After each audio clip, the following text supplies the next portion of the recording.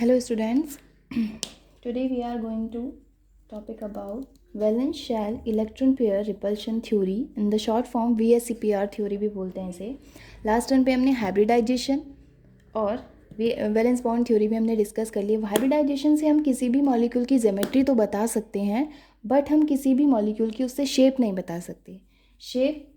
Shape के लिए VSEPR theory derive की गई, जो कि डिपेंड करती है shape of molecule determined by, हम मॉलिक्यूल की शेप को कैसे डिटरमाइन कर सकते हैं, by the number of electron pair surrounded the central atom, यानी कि सेंट्रल मेटल एटम के साथ जितने उसको इलेक्ट्रॉन पेयर सराउंड करके रखेंगे, घेर के रखेंगे, उस पर डिपेंड करती है हमारे किसी भी मॉलिक्यूल की शेप। अब वो जो इलेक्ट्रॉन पेयर हैं वो बॉन्डिंग भी हो सकते हैं, यानी कि बॉन्डिंग में पार्टिसिपेट करेंगे भी और नहीं भी, तो वो दोनों पे डिपेंड करती है। नेक्स्ट इसके कुछ पॉस्टुलेट्स हैं, जो मेन पॉस्टुलेट्स हैं, postulates of VSEPR theory. First postulate, the shape of a molecule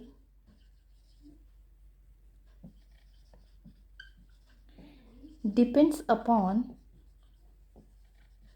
the number of valence shell electron pair whether bonded or not। ठीक है, यहाँ पे कोई कंडीशन नहीं है, बॉन्डेड भी हो सकते हैं और नॉन बॉन्डेड भी, तो whether bonded or not around the central atom. The shape of molecule depends upon, यानी कि मॉलिक्यूल की जो शेप है वो पूरी कौन सी थ्योरी में बताती है, VSEPR theory.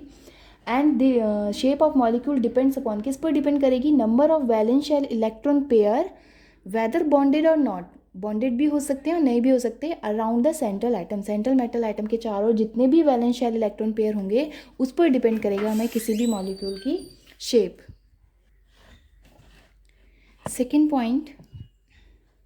Second point, electron pair are always repelling each other and tries to remain far apart। Electron pair are always repelling, यानी कि अब यहाँ पे इलेक्ट्रॉन पेयर मैंने बताया बॉन्डेड भी हो सकते हैं और नॉन बॉन्डेड, तो उनके बीच का जो रिपल्शन होगा वो डिफरेंट होगा। रिपल्शन का मतलब दूर दूर जाना, एक दूसरे से दूर दूर जाना। तो electron pair are always repelling each other. अब बॉन्डेड और नॉन बॉन्डेड, यहाँ पर बोला है कि बॉन्डिंग पेयर इलेक्ट्रॉन पेयर भी हो सकते हैं, नॉन बॉन्डेड भी हो सकते हैं, तो उनके बीच का रिपल्शन अलग अलग होता है। तो electron pair are always repelling each other, एक दूसरे को रिपल करेंगे, tries to remain far apart, और कोशिश करते हैं एक दूसरे से दूर जाने की। Third point, different electron pair have different order of repulsion. Different order of repulsion। अब इलेक्ट्रॉन पेयर डिफरेंट हैं तो उनके बीच का रिपल्शन भी डिफरेंट होगा। तो रिपल्शन किस में होगा ज़्यादा, उसका ऑर्डर आपको याद रखना है। लोन पेयर में सबसे ज़्यादा रिपल्शन होता है, उसके बाद लोन पेयर बॉन्ड पेयर में, ये ऑर्डर आपको याद होना चाहिए। उसके बाद बॉन्ड पेयर में सबसे ज़्यादा रिपल्शन किन के बीच है, लोन पेयर। अगर लोन पेयर इलेक्ट्रॉन पेयर है, उनके बीच में रिपल्शन ज़्यादा, यानी कि वो एक दूसरे से दूर जाने की ज़्यादा कोशिश करेंगे। ऐसे ही लोन पेयर बॉन्ड पेयर में उससे कम रिपल्शन होता है और बॉन्ड पेयर में सबसे कम रिपल्शन होता है। यहाँ पे शेप ऑफ मॉलिक्यूल कैसे डिपेंड करती है कि इनके बीच का जो रिपल्शन होता है, हर बॉन्ड पेयर या इलेक्ट्रॉन पेयर कोशिश करता है स्टेबल फॉर्म में रहना। तो स्टेबल कहाँ पे रहेगा, जहाँ पे कम से कम रिपल्शन हो। Fourth point, the electron pair tend to occupy position in space that minimize repulsion। जो मैंने अभी आपको बात बताई कि हर इलेक्ट्रॉन पेयर क्या चाहता है कि वो स्टेबल फॉर्म में रहे। स्टेबल फॉर्म कहाँ पर होगी, जहाँ पे कम से कम रिपल्शन होगा। तो हर ऐसी स्पेस या ऐसी पोजीशन वो ऑक्यूपाई करते हैं इलेक्ट्रॉन पेयर जहाँ पे कम से कम रिपल्शन हो, minimise repulsion, and try to stay as far as possible to acquire the state of minimum energy and maximum stability. Minimum repulsion होगा यानी कि कम एनर्जी जरूरत पड़ेगी, और जब कम एनर्जी होती है lower energy, it mean stability ज़्यादा है। Next point fifth, if lone pair, अब लोन पेयर पर कैसे डिपेंड करेगी, if lone pair is zero then geometry will be geometry shape. ठीक है, अगर आपका number of lone pair zero आता है तो आपकी जो ज्योमेट्री होगी, ज्योमेट्री मैं आपको पढ़ा चुकी हूँ, हाइब्रिडाइजेशन क्या होता है और उससे हम ज्योमेट्री कैसे निकालते हैं। तो लोन पेयर अगर ज़ीरो है तो ज्योमेट्री जो है वही उसकी शेप होगी। ठीक है, इफ़ एल्स, अगर इसके अलावा अगर लोन पेयर ज़ीरो नहीं है, ठीक है, यहाँ पे आप लिखेंगे lone pair is not equals to zero, zero नहीं है तो geometry is not equals to shape, तब ज्योमेट्री शेप नहीं होगी। अगर लोन पेयर ज़ीरो है तो ज्योमेट्री शेप बन जाती है, बट लोन पेयर अगर ज़ीरो नहीं है तो ज्योमेट्री शेप बराबर नहीं होंगे। नेक्स्ट पॉइंट, ज्योमेट्री हमेशा डिपेंड करती है, डिपेंड अपॉन जेड या फिर और bond pair plus lone pair, यानी कि ये दोनों पर डिपेंड करती है ज्योमेट्री आपकी। जेड की वैल्यू में आपके बॉन्ड पेयर भी आते हैं और लोन पेयर भी आते हैं। 7 पॉइंट, शेप आपका डिपेंड करता है, शेप डिपेंड्स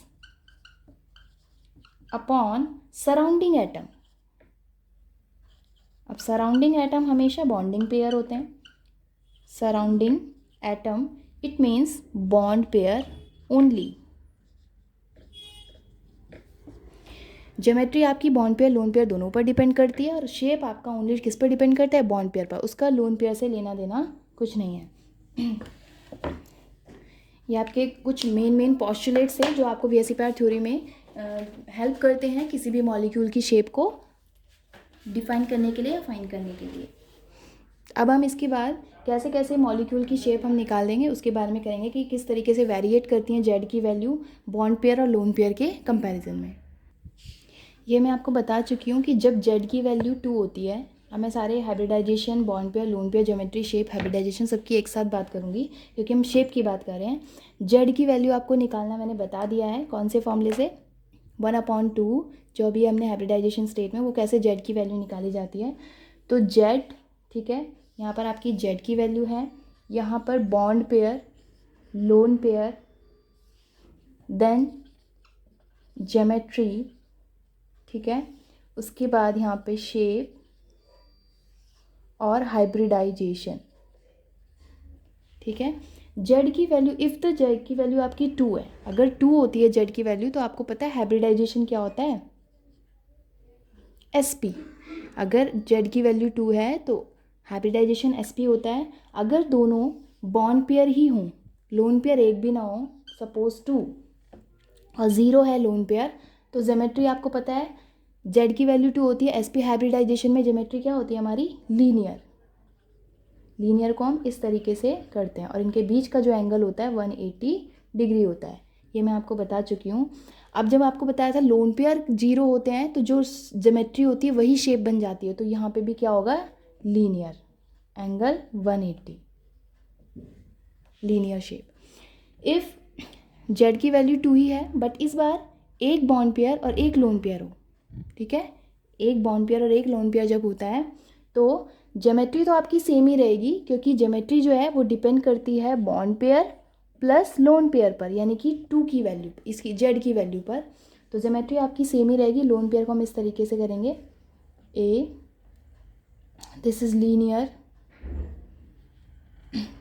जब लोन पेयर प्रेजेंट होता है तो हम इसे लीनियर बोल भी सकते हैं क्योंकि 2 एटम है एक दूसरे से जुड़े हैं तो कोई शेप नहीं होती, तो हम नो शेप भी लिख सकते हैं, नो शेप, ठीक है। और यहाँ पर लोन पेयर प्रेजेंट है, यहाँ पर ज्योमेट्री कैसी होगी, लीनियर, और यहाँ पर नो शेप, शेप में अगर कोई, क्योंकि शेप के लिए हम लोन पेयर ना देख करके क्या देखते हैं, बॉन्ड पेयर। लोन पेयर को तो हम कंसीडर ही नहीं करेंगे शेप में, तो उसमें केवल एक मॉलिक्यूल है वो जुड़ा हुआ है तो उसमें कोई शेप नहीं है, इसलिए नो शेप। और हाइब्रिडाइजेशन क्या रहेगा इसमें भी, SP। ये केस चल रहा है जेड की वैल्यू जब 2 होती है। इफ़ सेकेंड केस, अगर जेड की वैल्यू 3 है तो हाइब्रिडाइजेशन क्या होता है, SP2 हाइब्रिडाइजेशन होता है। जब इसमें अगर बॉन्ड पेयर आपके 3 हैं और नंबर ऑफ लोन पेयर 0 हैं तो ज्योमेट्री क्या होगी, sp2 के लिए ट्राइगोनल प्लेनर, ट्राइगोनल प्लेनर। और ट्राइगोनल प्लेनर किस तरीके से होता है, इस तरीके से, सपोज ये, और इनके बीच का हर एक एंगल 120 डिग्री 120 डिग्री, ये भी 120 डिग्री होता है, ट्राइगोनल प्लेनर। जब आपको बताया लोन पेयर 0 होता है तो जो ज्योमेट्री होती है वही क्या बन जाती है, शेप बन जाती है। तो यहाँ पे भी ट्राइगोनल सेम लिख रही हूँ मैं यहाँ पे, सेम मतलब यहाँ पे भी ट्राइगोनल प्लेनर स्ट्रक्चर ही शेप बनेगी ए, इस तरीके से, एंगल बिटवीन 120 डिग्री। इफ़ अगर जेड की वैल्यू 3 ही है बट बॉन्ड पेयर इस बार 2 और लोन पेयर एक प्रेजेंट हो तो ज्योमेट्री आपकी सेम ही रहती है, ट्राइगोनल प्लेनर, लेकिन एक लोन पेयर प्रेजेंट है, एक लोन पेयर इस तरीके से प्रेजेंट होगा, 2 मॉलिक्यूल ऐसे जुड़े होंगे, 2 लोन पेयर।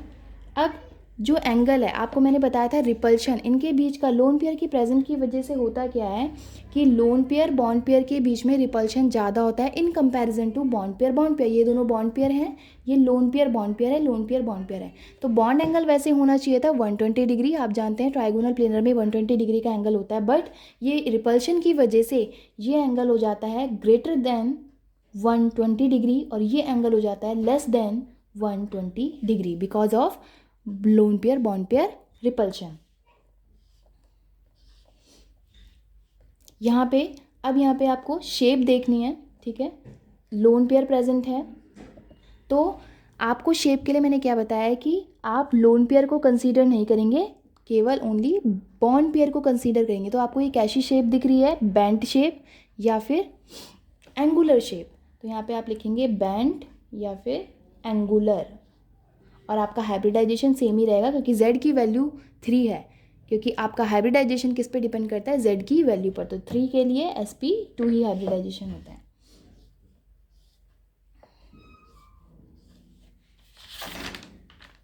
नेक्स्ट, अगर z की वैल्यू 3 है बट बॉन्ड पेयर आपका 1 हो जाए और लोन पेयर आपकी 2 हों सपोज, तो ज्योमेट्री आपकी सेम ही रहेगी, ट्राइगोनल प्लेनर ही रहेगी, ज्योमेट्री चेंज नहीं होता क्योंकि ज्योमेट्री आपकी डिपेंड करती है z की वैल्यू पर।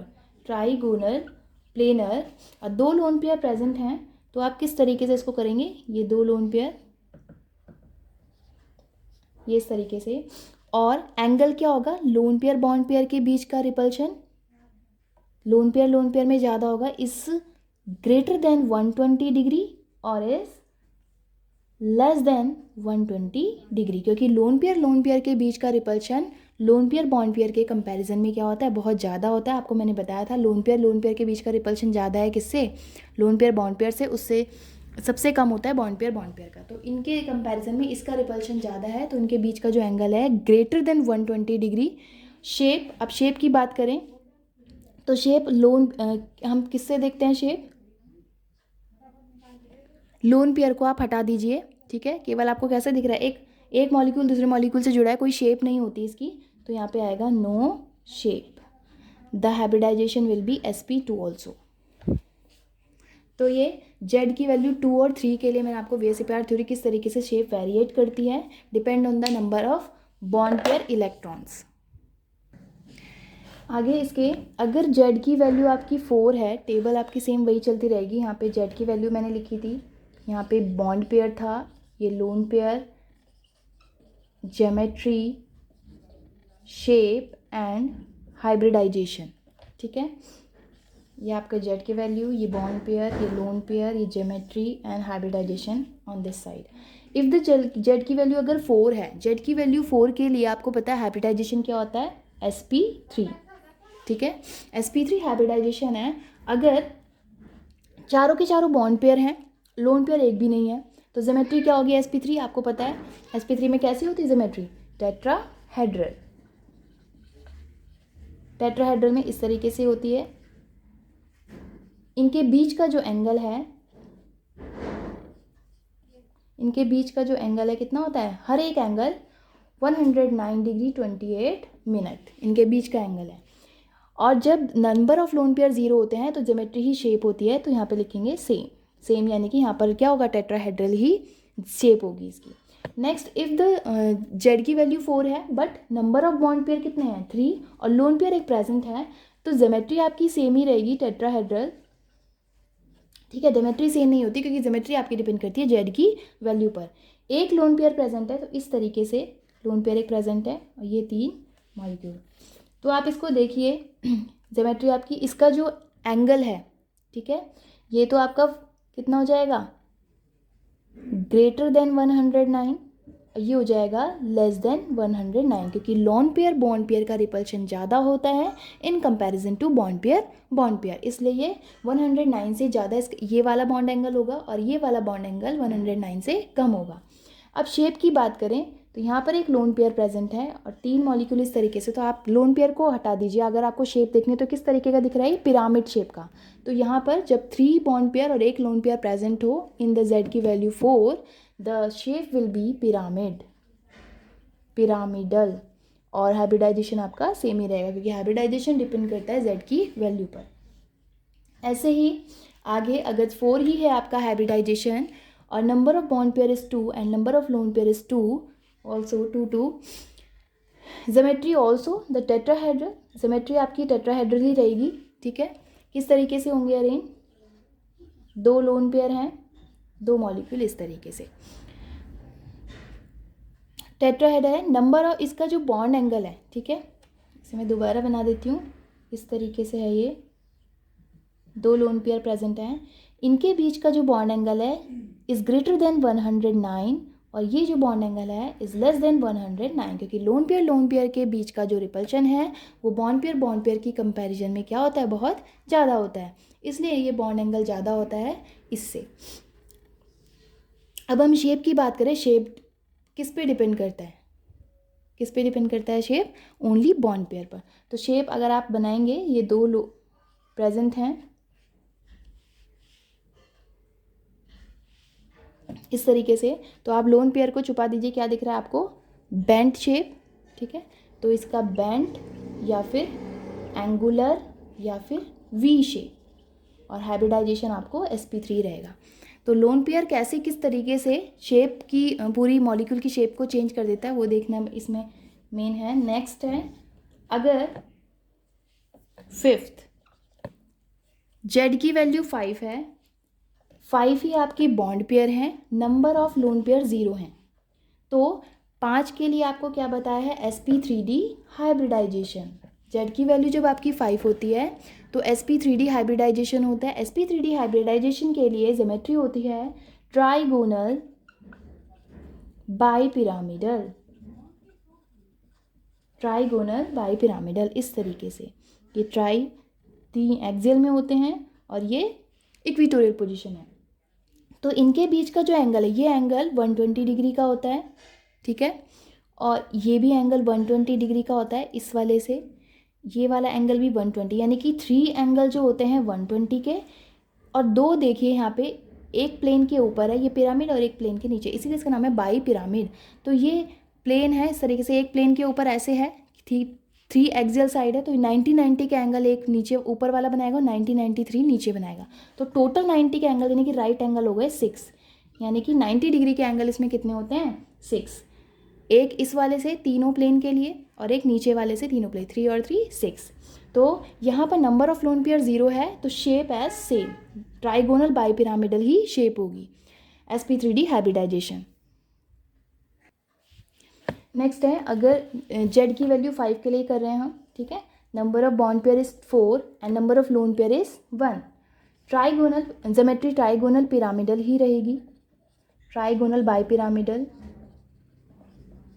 Shape lone pair are placed only axial position. यहाँ पे आपको एक नोट डाउन करना है, जो लोन पेयर होते हैं वो कहाँ पर होते हैं, are placed at axial position.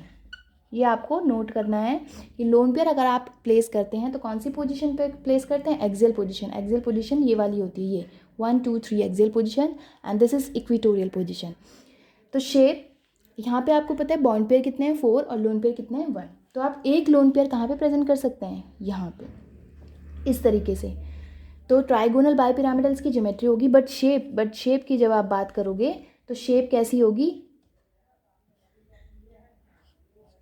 ये इस तरीके से लोन पेयर प्रेजेंट है। आप लोन पेयर को छुपा दीजिए, आपको किस तरीके का दिख रहा है, ये एक सी सॉ झूला होता है, एक सी सॉ टाइप का इस तरीके का, ये आपने देखा होगा, सी सॉ टाइप का झूला है ये, तो इसे बोलते हैं seesaw shape. And the hybridization also sp3d, hybridization इसका सेम रहेगा क्योंकि वो z की वैल्यू पर डिपेंड करता है। नेक्स्ट, इफ़ द z की वैल्यू 5 ही है, ठीक है, z की वैल्यू 5 है, number of bond pair is 3 and number of lone pair is 2, the geometry will be also the trigonal bipyramidal, trigonal bipyramidal. Number of lone pair आपको मैंने बताया एक्सियल पोजीशन, 2 लोन पेयर कहाँ पे आप रख सकते हैं, एक यहाँ पर एक यहाँ पर, इस तरीके से 2 लोन पेयर ये।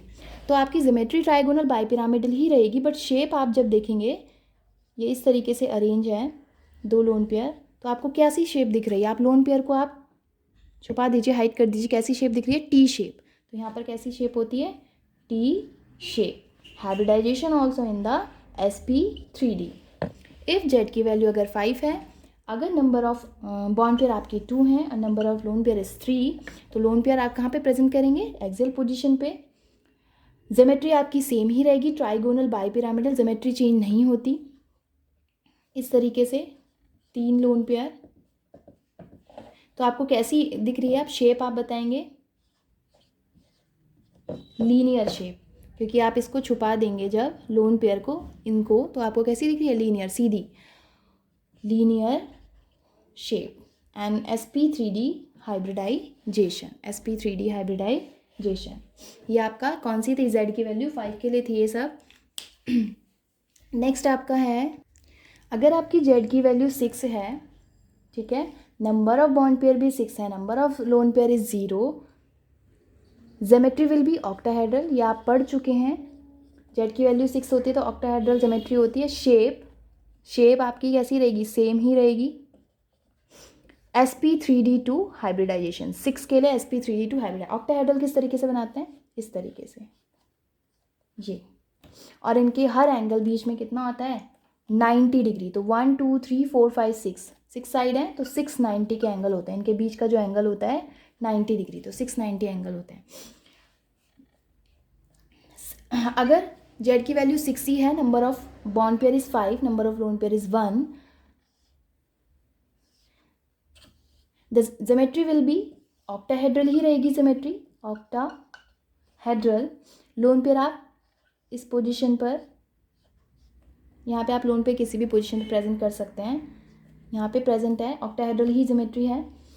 बट शेप, आप शेप कैसी हो जाएगी आपकी, इस तरीके से अगर है लोन पेयर, अगर मैं नीचे प्रेजेंट कर दूँ आपको आसानी होगी देखने में, इस तरीके से लोन पेयर, तो आप देख रहे होंगे ये एक स्क्वायर है, ठीक है, ये पिरामिड जैसा आपको दिख रहा है, तो इसकी जो शेप है वो होती है स्क्वायर पिरामिडल, स्क्वायर पिरामिडल। और हाइब्रिडाइजेशन sp3d2, क्योंकि लोन पेयर पर डिपेंड नहीं करती शेप, ओनली किस पर करती है, बॉन्ड पेयर पर। तो बॉन्ड पेयर आप इसको देख लीजिए, अगर इसको छिपा देंगे तो स्क्वायर दिख रहा है और एक पिरामिड, तो square pyramidal.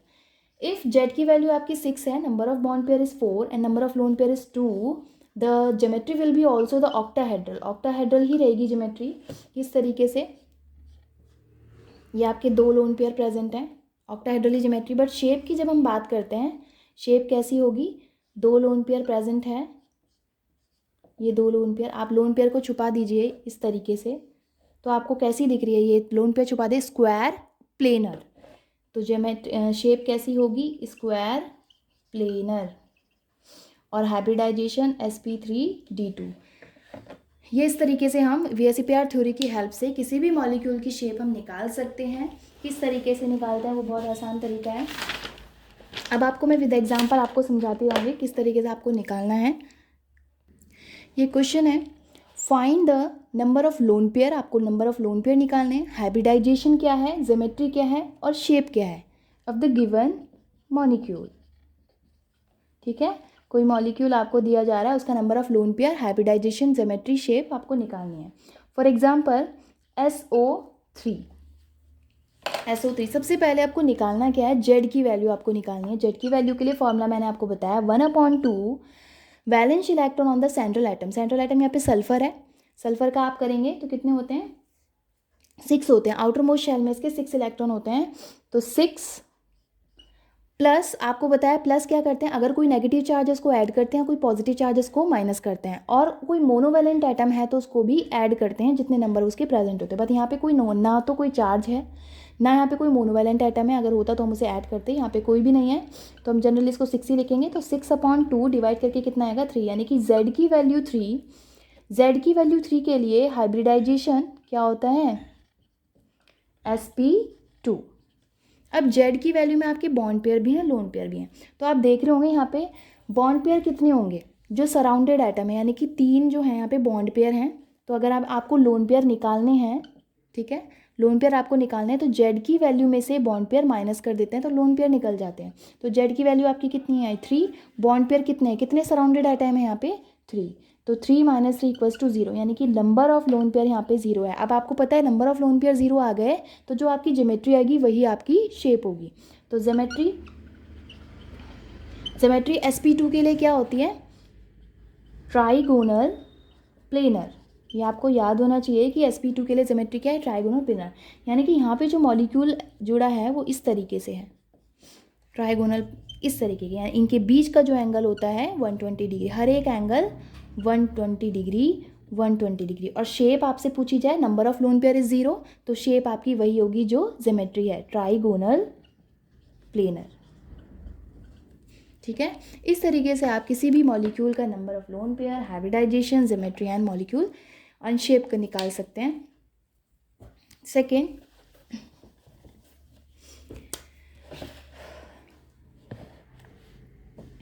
Another example is HNO3। ठीक है, HNO3 में आप Z की वैल्यू सबसे पहले निकालेंगे 1/2 number of valence electron on the central atom. Nitrogen का क्या होता है 2 × 5 वैलेंस इलेक्ट्रॉन, यानी कि आउटर मोशन में 5 इलेक्ट्रॉन होते हैं, तो 5 इसके वैलेंस इलेक्ट्रॉन हैं 5। अब यहाँ पे आप देखेंगे, यहाँ पे हाइड्रोजन और OH जितने भी एसिड होते हैं वो डायरेक्टली सेंट्रल मेटल एटम से कंबाइन नहीं होते, वो किससे कंबाइन होंगे, ये जो मॉलिक्यूल है नाइट्रोजन का ये इस तरीके से होगा, O 3O और H, ये डायरेक्टली अटैच नहीं है, तो यहाँ पे आपको ऐड नहीं करना है सेंट्रल मेटल एटम के साथ जो वैलेंस इलेक्ट्रॉन है उसके, उस पर आपको मोनोवैलेंट एटम, हाइड्रोजन एक मोनोवैलेंट एटम होता है तो हम वहाँ पे एडिशन करते हैं कब, Z की वैल्यू निकालने के लिए। बट यहाँ पे आप नहीं करेंगे क्योंकि ये डायरेक्ट अटैच नहीं है किसके लिए, किसके साथ, नाइट्रोजन के साथ, क्योंकि जितने भी आपके एसिड होते हैं वो ऑक्सीजन के साथ बॉन्ड बनाते हैं हाइड्रोजन। तो यहाँ पे क्या रहेगा 5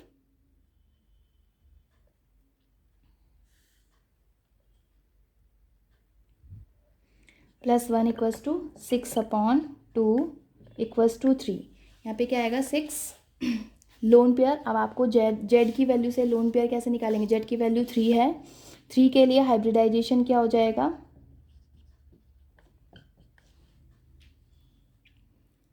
sp2 and number of lone pair आप निकालेंगे तो 3 - 3, क्योंकि z की वैल्यू में से आप बॉन्ड पेयर यानी कि 3 माइनस करेंगे, यहाँ पे सराउंडेड एटम नहीं है इसलिए आप इसको यहाँ 4 काउंट नहीं करेंगे क्योंकि डायरेक्टली अटैच नहीं है।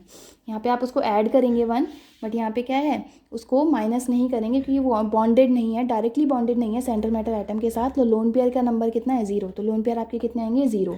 अब लोन पेयर 0 आ रहे हैं तो जो आपकी ज्योमेट्री होगी वही आपकी शेप होगी। तो ज्योमेट्री विल बी sp2 के लिए क्या है, ट्राइगोनल प्लेनर, और shape also will be trigonal planar. किस तरीके से कंबाइन होगा, नाइट्रोजन ऑक्सीजन OONH, एंगल इनके बीच के कितने रहेंगे सारे 120 डिग्री, क्योंकि कोई लोन पेयर प्रेजेंट नहीं है। अगर लोन पेयर प्रेजेंट होता तो रिपल्शन होता, रिपल्शन की वजह से क्या होता, बॉन्ड एंगल कम हो जाता।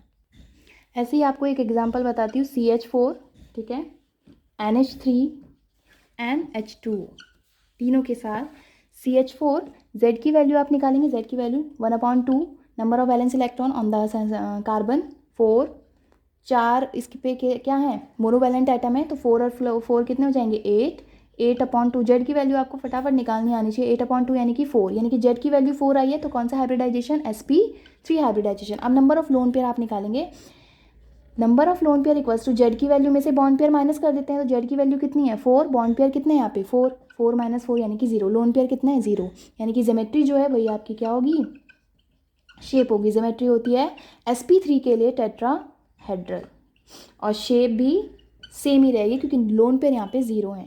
टेट्राहेड्रल। कार्बन इस तरीके से कंबाइंड होते हैं हाइड्रोजन के साथ। बॉन्ड एंगल सारे एंगल 109 डिग्री के होंगे। ऐसे हम NH3 की बात करें, अगर जेड की वैल्यू निकालेंगे, जेड की वैल्यू नाइट्रोजन पर वैलेंस इलेक्ट्रॉन कितने होते हैं 1/2 5 3 यहाँ पे क्या है मोनोवैलेंट एटम है, तो कंबाइंड होंगे जो ऐड हो जाएंगे 5 और 3 8 8/2 के लिए 4, यानी कि जेड की वैल्यू इसके लिए भी 4 है, यानी कि हाइब्रिडाइजेशन इसके लिए भी 3 आएगा। बट लोन पेयर नंबर आप देखेंगे, लोन पेयर कैसे निकालते हैं, जेड की वैल्यू में से number of bond pair minus कर देते हैं। जेड की वैल्यू कितनी है 4, बॉन्ड पेयर कितने हैं बॉन्डेड 3, तो 4 - 3 = 1, यानी कि लोन पेयर यहाँ पे कितना आ रहा है 1। तो यहाँ पर आपकी जो ज्योमेट्री है वो शेप नहीं होगी क्योंकि लोन पेयर यहाँ पे प्रेजेंट है। तो ज्योमेट्री क्या होती है, वैसे डिपेंड करती है ज्योमेट्री हाइब्रिडाइजेशन पर, टेट्राहेड्रल।